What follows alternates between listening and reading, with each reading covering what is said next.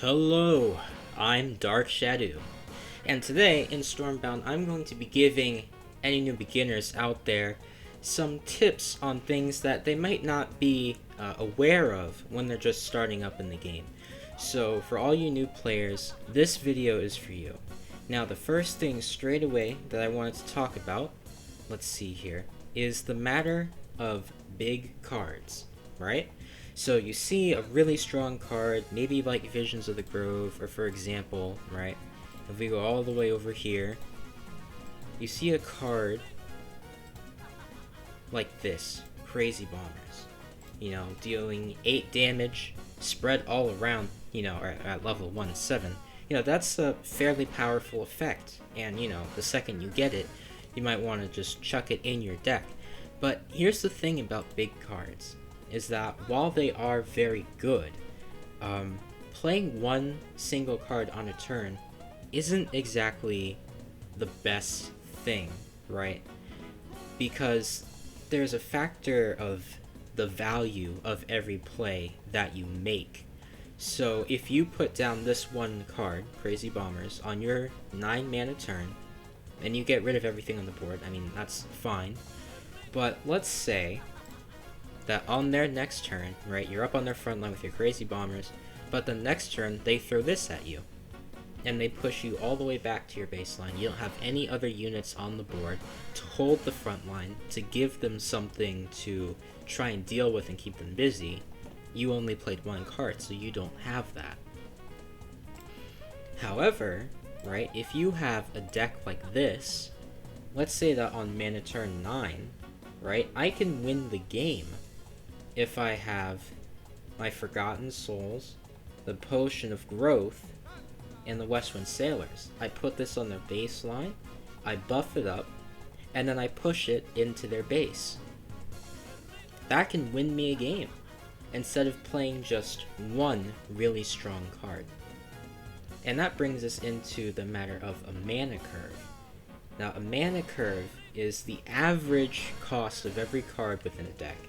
And in every deck there are 1, 2, 3, 4, 5, 6, 7, 8, 9, 10, 11, 12 cards in every deck. A good rule of thumb in this example here is to not have more than 4 cards, over 5 mana. And the reason for that is when you get your opening hand, you're either going to have 3 or 4 mana. And so you want to be able to play something on your first turn. But if most of or half of your deck is cards that are 5 mana and above, you're not going to be able to play anything. And you'll be at an immediate disadvantage, which isn't good. You want to be able to always play something, especially on that crucial first turn. Structures don't count.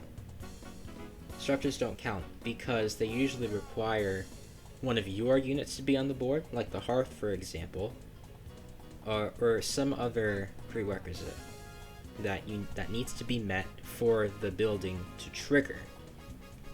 So structures do not count towards that, unless you go second and you can play the Hearth or a green prototype or a summon militia on your first turn. That's if you have 4 mana, and that's if these 2 cards, or these combination of cards, appear on that turn. So try and limit the amount of 5 and above to 3 or 4. Winter can cheat because they have things like Frozen Core, because they have things like Dawn Sparks and Gift of the Wise, so they can cheat a little bit, but the rest of the factions should definitely stick to that rule if you want to see any kind of success. The next subject that I want to talk about is where you place your cards, because it matters a lot. A rookie mistake that a lot of new players make is putting structures on these here inner 2 tiles on their baseline. Because what will happen is, let's say in this situation you're blue, you have 3 health left, and they put this 8 strength unit right in here, and since your structure is here, your units can't touch this guy, right? And your Fell Flares, while they can in theory, they only do 2 damage. which will leave it with 6, and you only have 3 health. So that's really not of any help at all. And so this is automatically a losing situation for you. How do you avoid this? If you're going to place a structure on your baseline, put it on this tile or on this tile, never over here. Another thing that you can do, right, so let's say that you have a frozen core.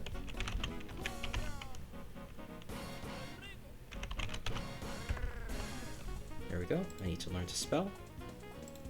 Let's say that you have a frozen core, right? And they play... Let's say that they play... What do we have here? A green prototype up here. And it's level 2. Right? And we'll make this the opposition. So when they play it here, it's going to move up here. And now, it's going to be another turn until they can hit it again. And so your Westwood will move up here, and then when this dies, it'll get the strength from the green prototypes, and that's a pretty solid play. So you can place your structures ahead on the board to keep baseline up and to get a guaranteed effect of your structure at least once, which can turn really the tide of the game. But definitely don't do this, because you'll lose yourself games putting structures on the inner 2 tiles of your baseline. Another point about where you place your units is in a situation like this right here, right? You're up on their baseline, and you want to get this into their base and start chipping them down. Well, the reason why you would put this unit here, for the sake of argument, this is Pan Heralds, you're playing Swarm, is so that if they try, right, and run a unit into this, let's just say they put up a green prototype right here. I don't know, you would never actually do this, but yeah, let's say they do it in this situation. It can't move to the side and hit that, because a unit will always hit something in front of it, if there's something in front of it. So because this is in front, it can't go and hit that until this is gone. And so if they can't get rid of this on their turn, then naturally this will go into their base and you will have chipped them down a little bit. Whereas if you put it over here, this could actually damage this, and if this was like, let's say, oh, I don't know, level 4, then this would destroy this, and then when this moved into it, right,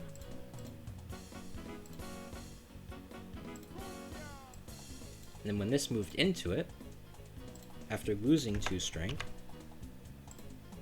these would cancel out, and then you would only have this, and you would not have done any damage to their base. So it's very important where you place units, because otherwise you can lose good positioning, you can lose damage opportunities, and you can lose whole games off of it. So definitely be wary of where you place your units. One other thing that I wanted to discuss is the tricks that every faction has up their sleeve. So starting with Ironclad, their whole deal is pushing and pulling units. And the main card that's really used for this is Windmakers. So if you want to avoid a ton of strength just being pushed back or just straight up deleted, you don't want to place your units in a row or right next to each other. Another thing that you could do is put a unit up and then 2 squares back, a unit behind it, so that if it gets pushed back, it won't get pushed all the way back to your baseline, and that way you can maintain some front and mitigate the damage that these monsters can do. When used well, Windmakers can just put you at a disadvantage for a bit of the game, the rest of the game, and sometimes they can be a good finisher if you're left with only 2 health. So definitely be wary of that. A lesser used card is Flaming Stream. It essentially can push back more units, but you don't really see this all too often. but definitely be aware of this. It's not impossible that people could be packing this card, but yeah, definitely don't place your units in straight up columns when you're playing against Ironclad. The next faction that we're up against is Shadowfin, and a really good, cheap damage dealer for them is the Crimson Sentry. And the way to avoid getting absolutely pranked by the Crimson Sentry is to not have your units in a certain placement, and I'll show you what I mean in a second.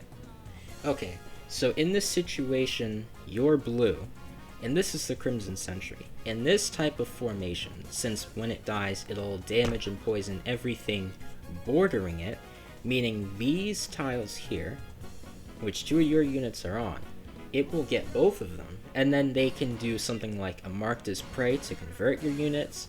They can use, what's the card that I'm thinking about? Oh, that's it. They could use Amber Hides to drain strength on the following turn. They can do a handful of things when a unit of yours, or even theirs, is poisoned. Another thing that they might do with that, right, is if they have...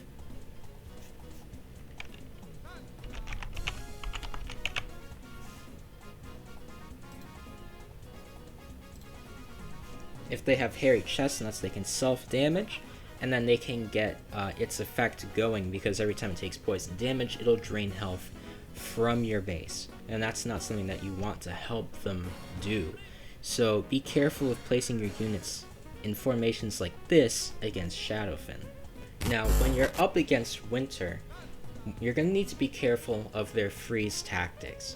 Now, the formations that you should avoid against Shadowfin sort of similarly apply here, although there are less ways to avoid getting frozen, unfortunately.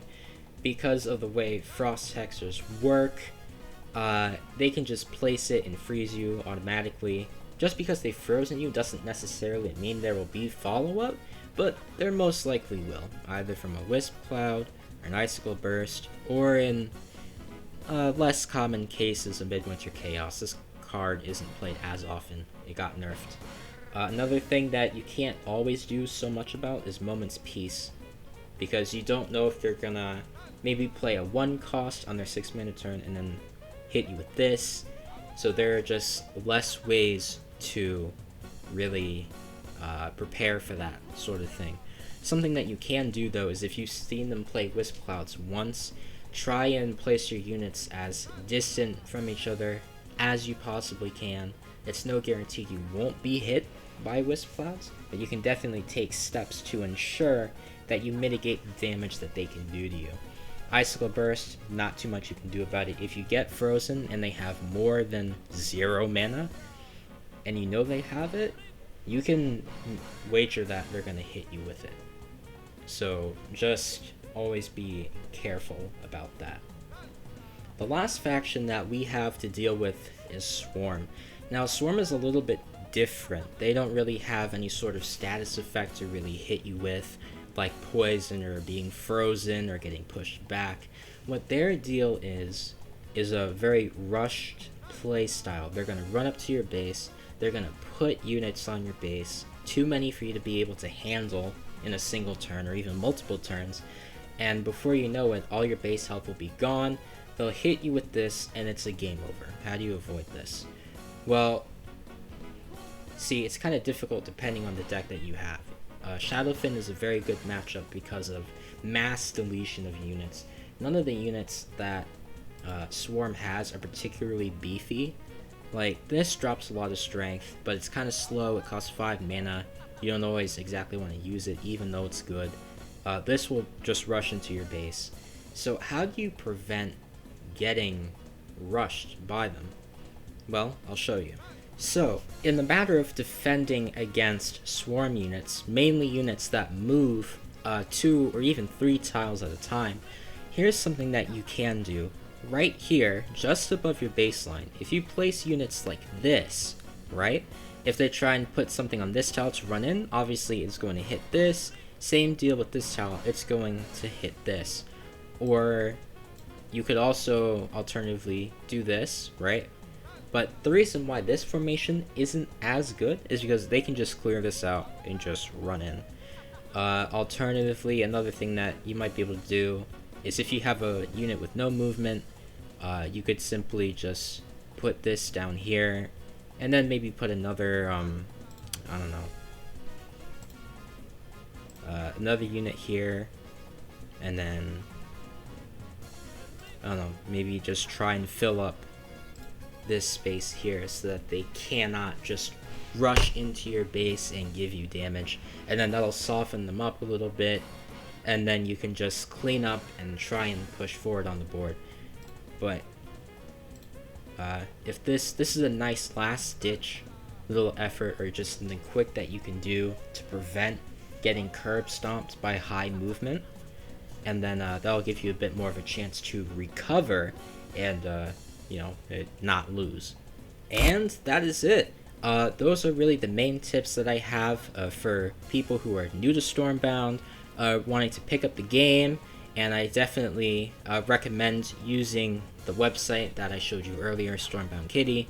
It goes more into depth about deck building. It has the simulator. There are pre-made decks. While you may not have a lot of the cards in those, when you get them, you can refer to them and build those decks, try them out. It's an amazing resource for this game. And yeah, be excited for the update that's coming out. If you're new to this game, it's recently came under new management, so that's very exciting. Looking to see what the new devs are gonna do with it. Maybe make a lot of improvements, hopefully. One more thing about the Road to Diamond video series. I played a couple of matches recently, and I actually dropped on the ladder, as you can see. So I'm gonna postpone that until the new season starts. We'll have a fresh start to try and get up to Diamond, and I think that'll be better for the series. Well, that's all I got for you. I started a couple times, hope you didn't notice that. Alright, well, see you in the next one. Thanks for watching. Change the world. My final message. Goodbye.